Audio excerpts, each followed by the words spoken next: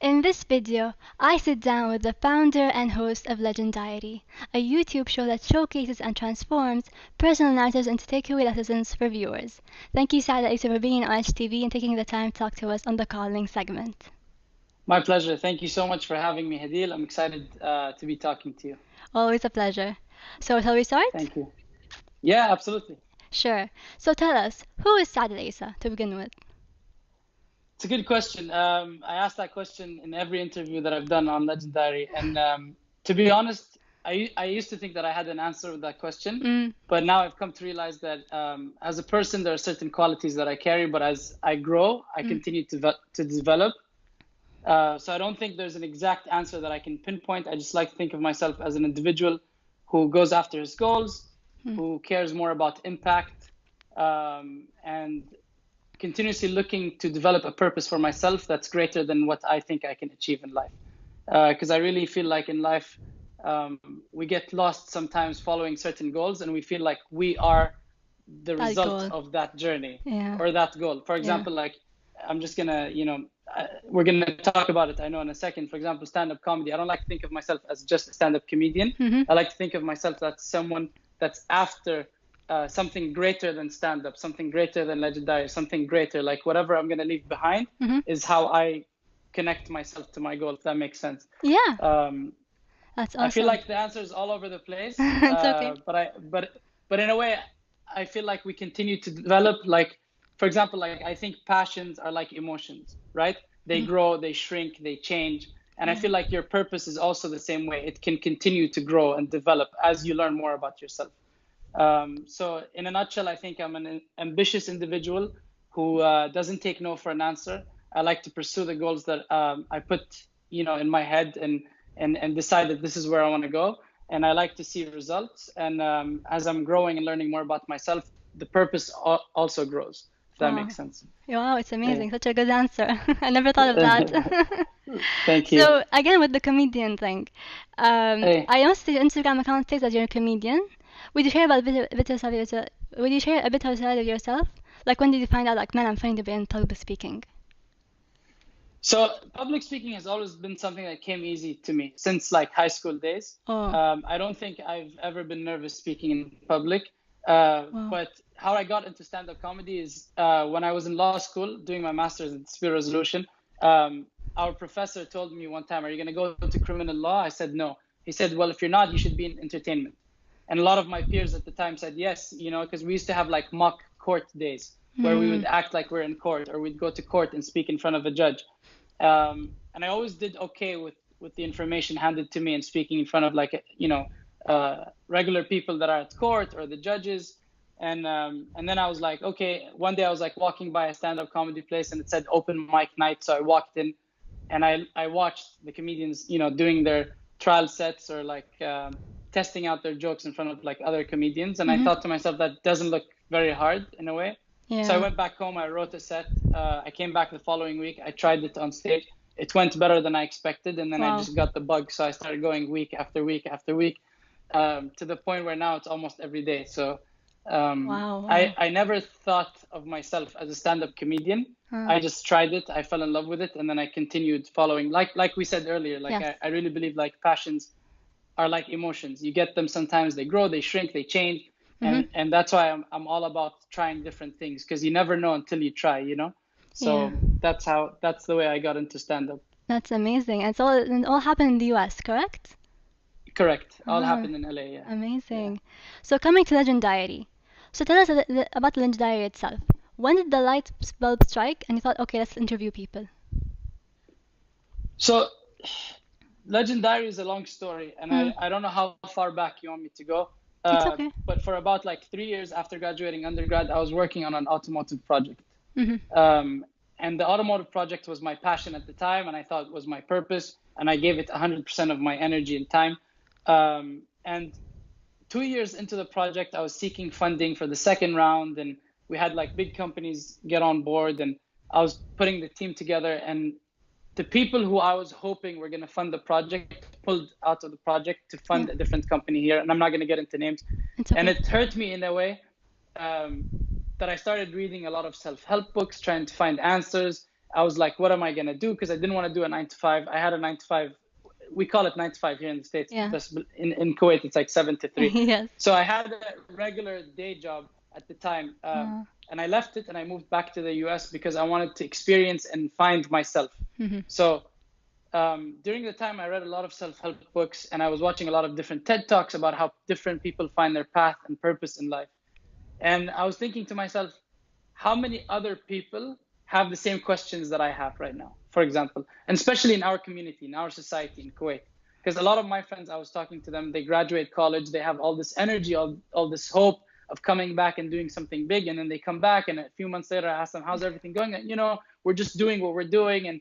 And I'm hoping I'm going to do this, and I'm hoping I'm going to do that. And I'm like, but why aren't you doing these things? Yeah. Yeah. And they feel like there's certain things that they can't get out of. It's like a rut you're stuck in. There's a certain, path that we're supposed to go in.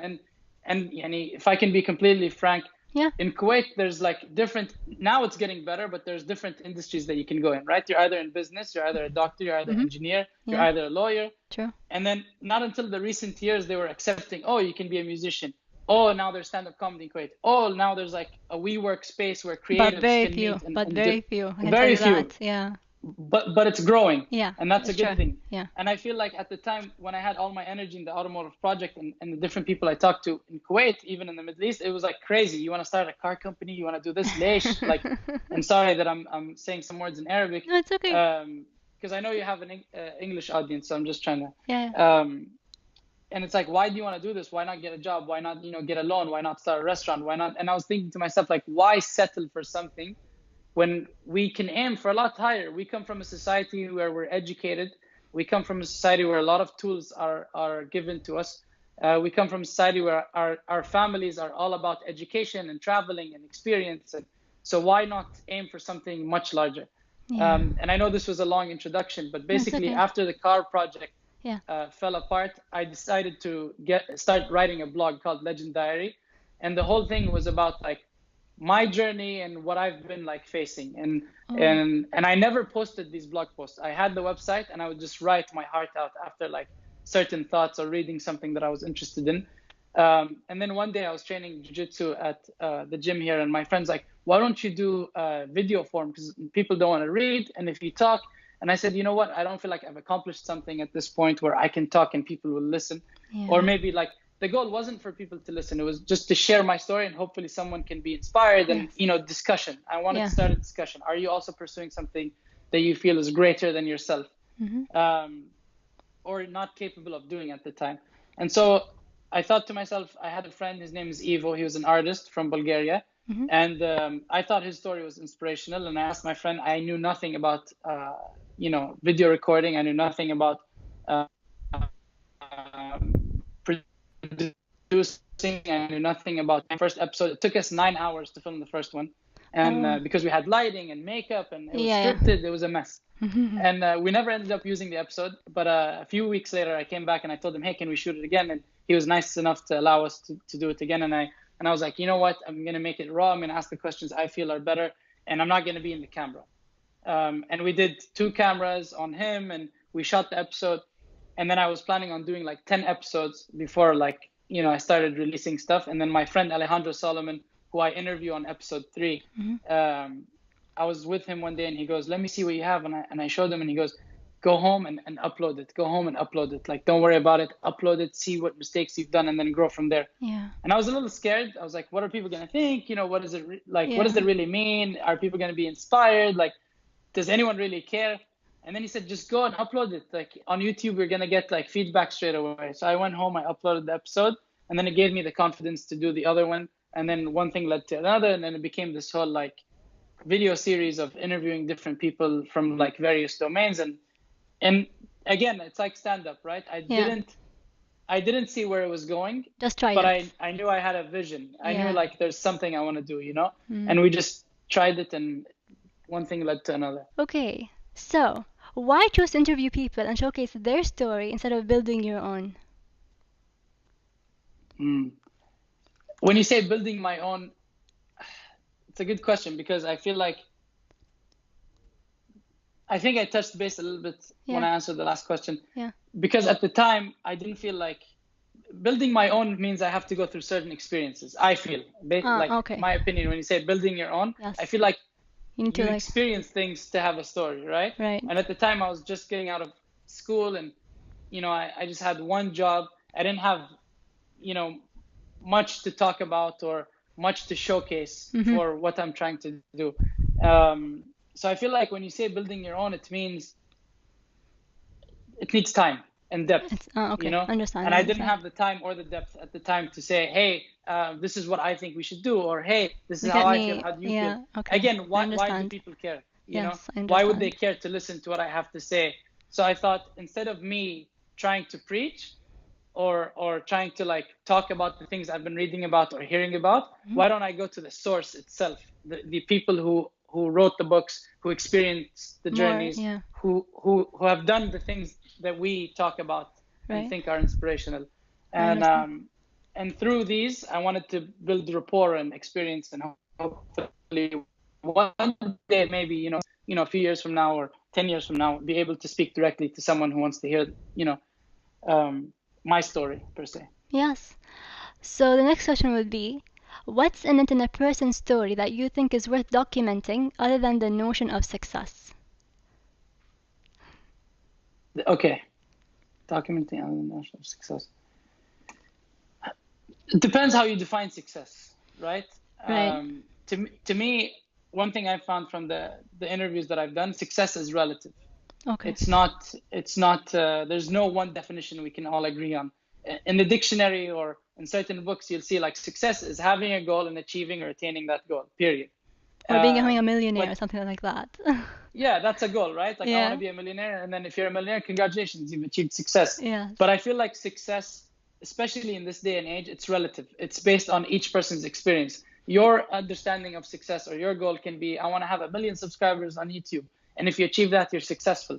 A monk that's studying meditation and shutting himself out of society and trying to find inner peace, his goal of success is completely different than some boxer or some celebrity or some singer. So I think success is relative. So I really think, if you can restate your question, why document the journey rather than the notion of success? Yes. Right? Yeah. Because in the journey lies everything that leads up to success. Oh, okay. And the success, to me, is in the journey, in staying the course and not quitting and continuously fighting and figuring out how to get over these obstacles or walls. Attaining the goal isn't really success. It's the persistence that you develop. It's the patience. It's the lessons you learned. It's the mistakes you made, because only through those the next project you tackle, you're going to be stronger and better equipped to take that project on or that goal on. So I really think that the journey is where success is, and sticking the course, despite of attaining that goal or not. Anyone that has a goal that they feel is bigger than themselves, or something that scares them, or something that they have in mind and they're pursuing it, to me, they're already successful, because they're free to do what they want from any constraints, right? Yes, so they're actually doing what they feel is true to themselves. Yes, I understand. Perfect. Yeah.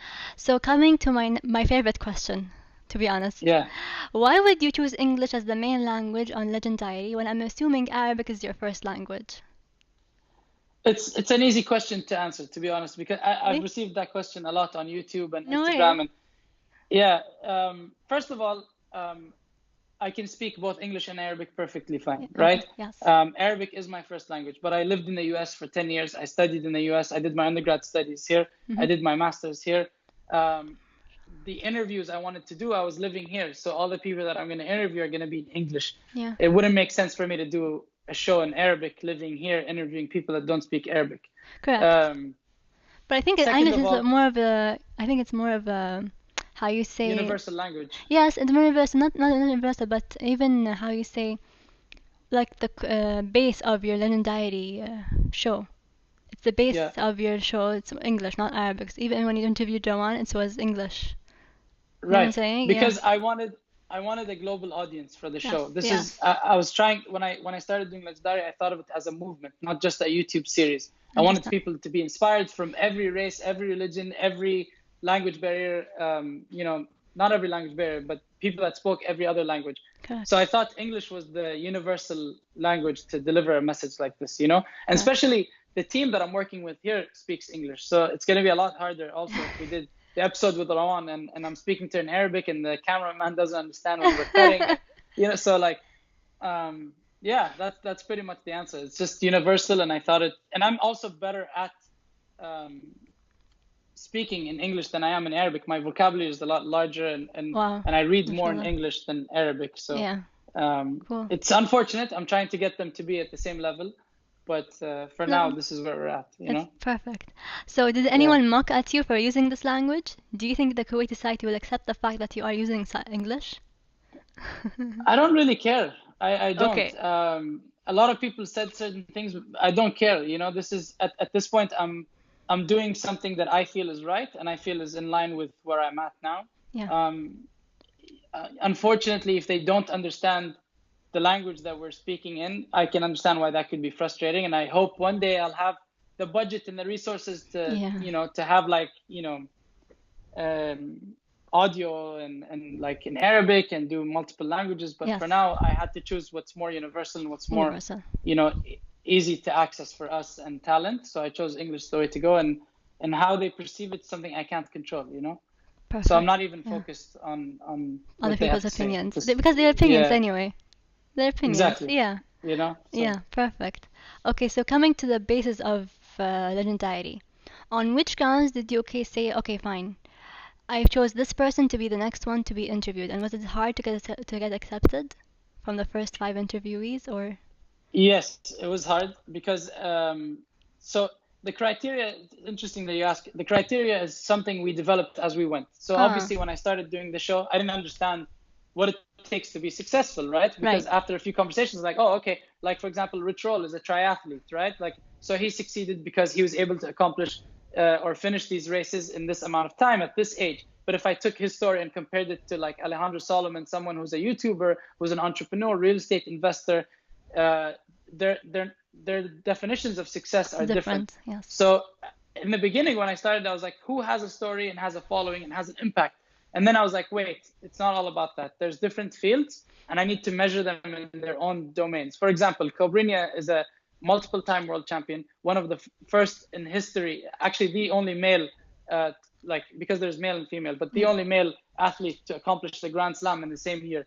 So like for him to do this at this sport, he's definitely successful in this domain, because they're all going to look at his accomplishment and say, wow, how do we do this? So, yeah. And then I have, on the other hand, someone else. So, for example, when I interviewed Rawan, the criteria wasn't, is she successful on a global scale? Does everyone in the world know her? It was, as a social media influencer, at the age and the amount of time she got into social media, is she considered successful?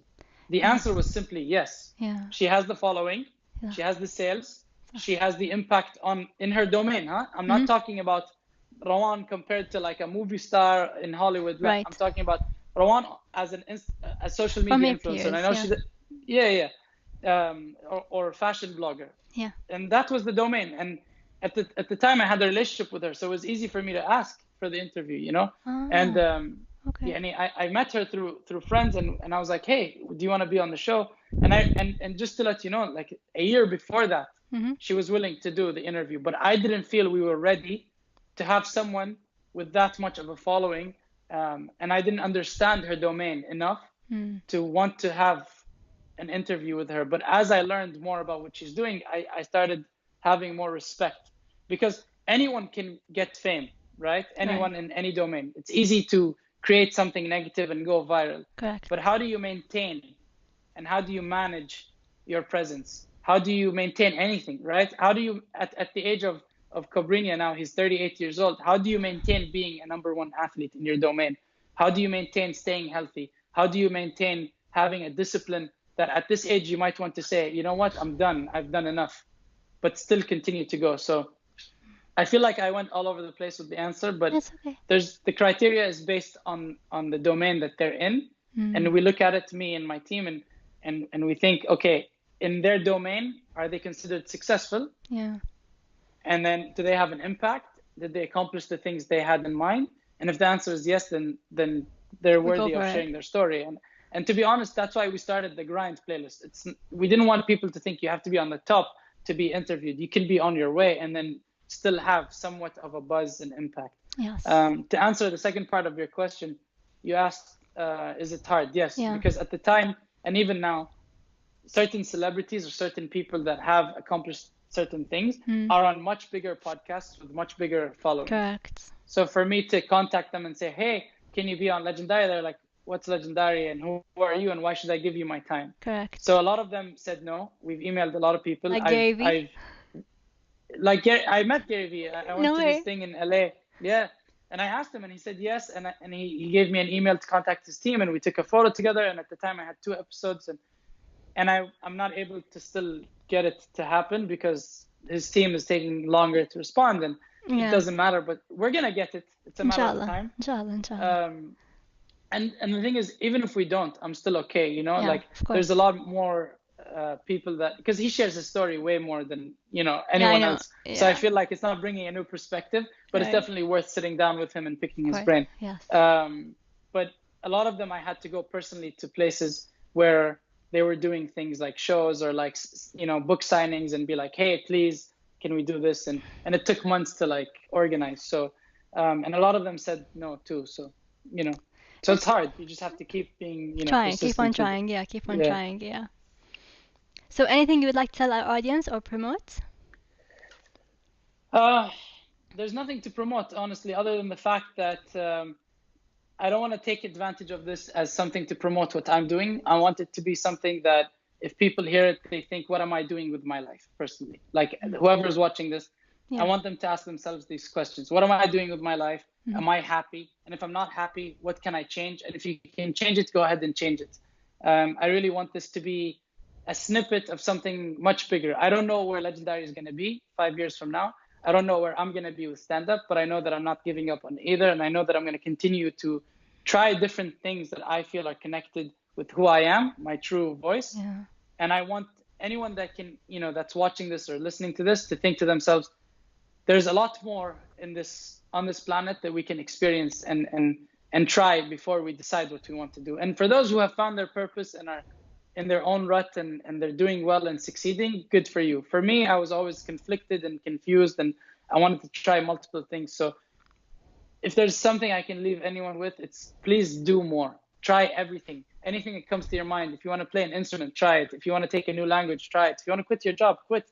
Go travel around the world. And if you can't do that, can't afford it, and it's a huge risk, don't do it. Try doing different things. But, you know, like, our time on this planet is very short. And it's not about the time we spend. It's about the depth and the range of things that we you know, come in contact with. Yeah. So a life with different experiences is going to be a life with a lot of different lessons that you can leave behind for the people you love. And, you know, and it's just going to lead to happiness and freedom. And I think there's power in that, you know. So that's all I have to say for this question, Yanni. Okay. So thank you, Saad. And now, of course. Yes. Now, Saad and I would love to hear from you.